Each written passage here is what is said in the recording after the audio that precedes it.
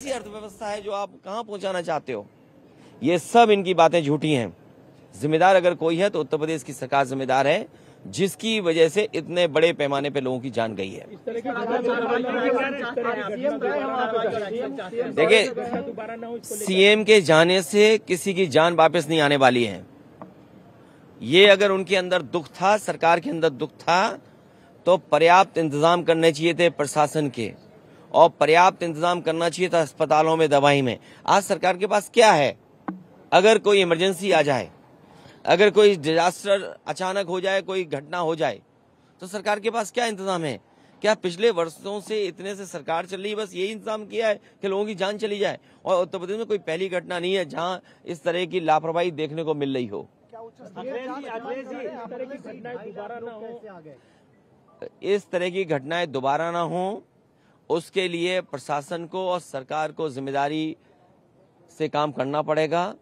और इस तरह के बड़े आयोजन में कोई न कोई एसओपी बना करके रखनी चाहिए। सर, आपकी तस्वीर वायरल की जा रही है बाबा के साथ, कहा जा रहा है। देखिए, बीजेपी कितना घटिया काम कर सकती है। बीजेपी किसी भी नीचाई तक जा सकती है।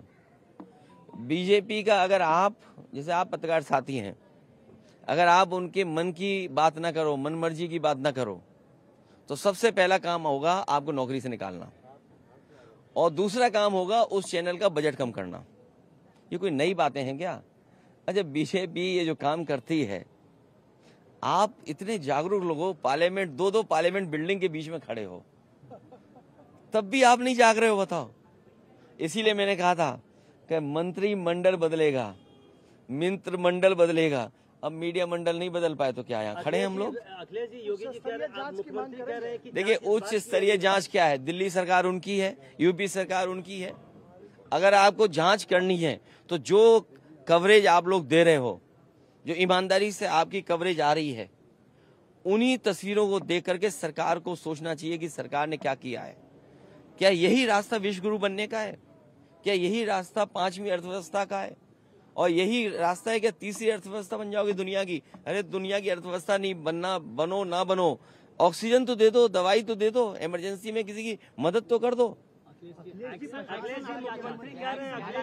एक्शन ये चाहते हैं। मैंने सुना नहीं आपने, मैंने कहा कि अगर इस तरह के आयोजन हैं तो सरकार और प्रशासन को पूरा इंतजाम देखना चाहिए, पूरी जानकारी हासिल करनी चाहिए। आप पे इतनी बड़ी फौज है, इतने अधिकारी हैं, यूपी में सबसे ज्यादा आईएएस अधिकारी हैं, सबसे ज्यादा आईपीएस अधिकारी हैं, सबसे ज्यादा सरकार के पास हाथ हैं, सबसे ज्यादा बजट है, लगाइए वहाँ। किसने रोका है आपको? अखिलेश जी, मुख्यमंत्री कह रहे हैं कि जांच इस बात की हो रही है कि साजिश है या दुर्घटना है। ये मुख्यमंत्री जाने और आपका चैनल जाने। सर, एक आखिरी सवाल, जब 50,000 की अनुमति थी तो 2.5 लाख लोग वहाँ पर, ये बात प्रशासन को वहाँ पर करनी चाहिए थी कि अगर अनुमति 50,000 की थी तो प्रशासन क्या सो रहा था क्या? क्यों जाने दिया लोगों को? अगर उनके पास अनुमति थी तो बैरिकेडिंग कहाँ थी, रोकने के इंतजाम कहाँ था? और अगर इस तरह के लोग आ रहे थे तो अपनी फोर्स क्यों नहीं बढ़ाई उन्होंने? और उनको जानकारी देनी चाहिए आयोजकों को कि आपके आयोजन की वजह से इतने बड़ी संख्या में लोग आ रहे हैं, इनके इंतजाम के लिए हम क्या करें? प्रशासन को तैयारी करनी पड़ती है। इसलिए अपनी जिम्मेदारी किसी और के सर पर न मढ़ें। सरकार की जिम्मेदारी थी, सरकार की वजह से जाने गई हैं, सरकार की वजह से ऑक्सीजन नहीं मिली है, सरकार की वजह से दवाइयाँ नहीं मिली हैं, सरकार की वजह से एम्बुलेंस नहीं आई, और सरकार की वजह से ही जिन शवों को जिस तरीके से ले जाया गया है, ये पूरी सरकार की जिम्मेदारी है। तो क्या बाबा की गिरफ्तारी की मांग करेंगे आप? मैं कहता हूँ, किस बाबा की गिरफ्तारी कराएं बताओ तुम? 2 बाबा हैं वहाँ।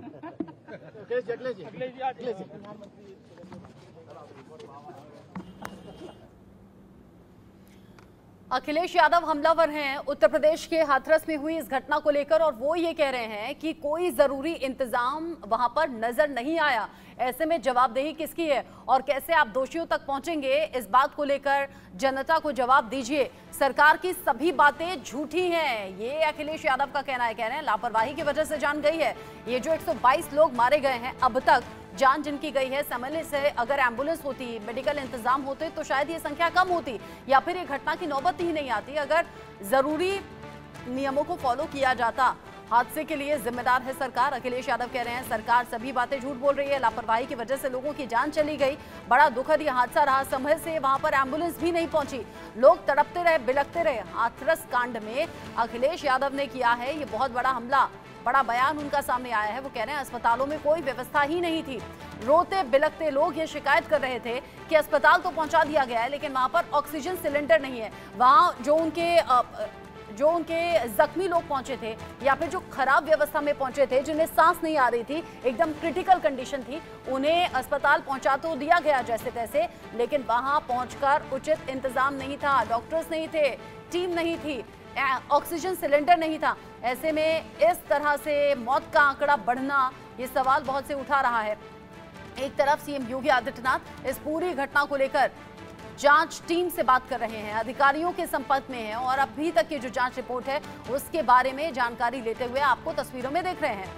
और साथ ही साथ दूसरी तरफ आप तस्वीर देखेंगे, हादसे से पहले का वीडियो आपको नजर आएगा जहां पर बड़ी संख्या में लोग पहुंचे हुए हैं और यहां हादसा अब तक हुआ नहीं था, यहाँ सत्संग चल रहा था और सत्संग में कितनी संख्या में लोग पहुंचे अंदाजा आप लगा सकते हैं। दूर दूर तक जहां तक आपकी नजर जाएगी वहीं तक आपको लोगों की भीड़ नजर आएगी। हादसे से ठीक पहले का ये वीडियो, लेकिन जैसे ही ये सत्संग खत्म होता है, सत्संग खत्म होने के बाद जब वहां से सूरजपाल यानी कि भोले बाबा जब जाने लगता है तो वहां लोग टूट पड़ते हैं, पैरों की धूल लेने के लिए आगे बढ़ते हैं। फिर वो जो बॉडीगार्ड्स थे, जो सेवादार थे, उनके जरिए जब रोका गया तभी भगदड़ मची।